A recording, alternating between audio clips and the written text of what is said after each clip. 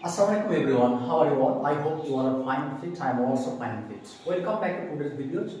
আজকের ভিডিওতে আমি স্বাগত জানাচ্ছি সাবির। তো লেটস গেট স্টার্ট, চলুন শুরু করা যাক।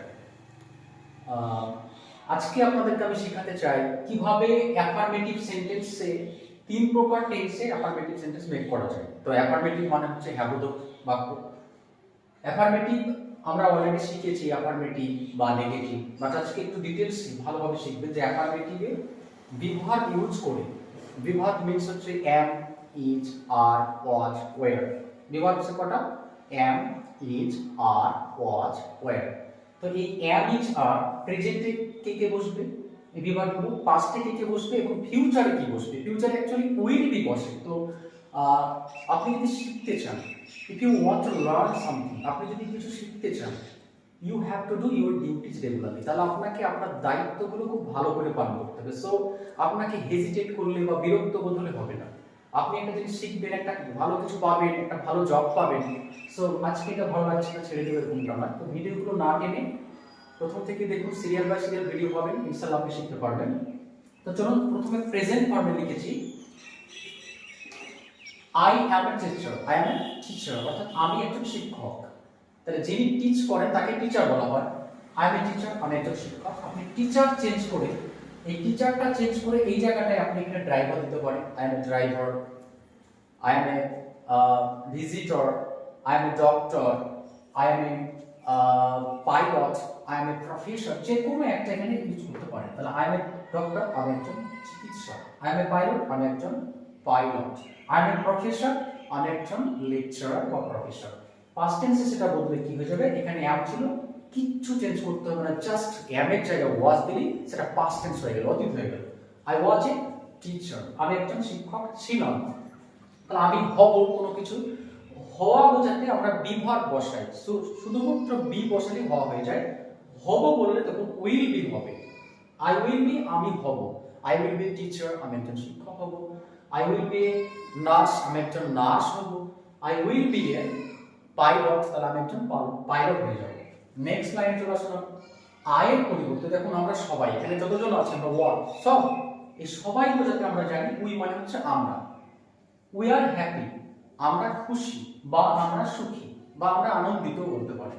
উই ওয়ার হ্যাপি, তাহলে আমরা কি ছিলাম? আর এর পাস্ট টেন্স ওয়ার হয়ে যাবে। উই ওয়ার হ্যাপি, আমরা খুশি ছিলাম।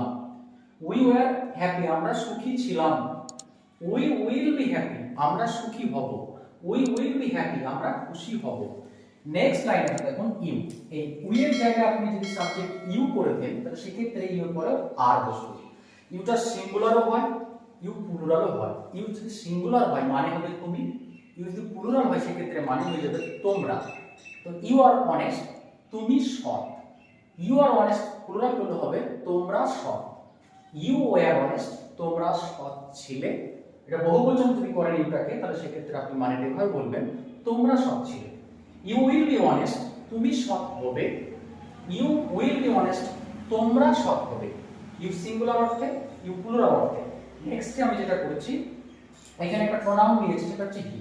আপনি এই প্রনাউনটা এস এইচ সি ও বসাতে পারেন। যদি পুরুষ হয় তাহলে সেক্ষেত্রে হি বলবেন, মহিলা হলে সেক্ষেত্রে সি বলবেন। হি ইজ এ ডক্টর, তিনি একজন চিকিৎসক। ডক্টর মিন্স চিকিৎসক। ডক্টর চেঞ্জ করে আপনি টিচার বলতে পারেন, he is a teacher. He is a pilot, he is a navy, he is a BSF, he is a আপনার পুলিশ। মানে হি ইজ এ ডক্টর, তিনি একজন doctor. He was a doctor, তিনি একজন ডাক্তার ছিলেন। He will be a doctor, তিনি একজন doctor হবেন।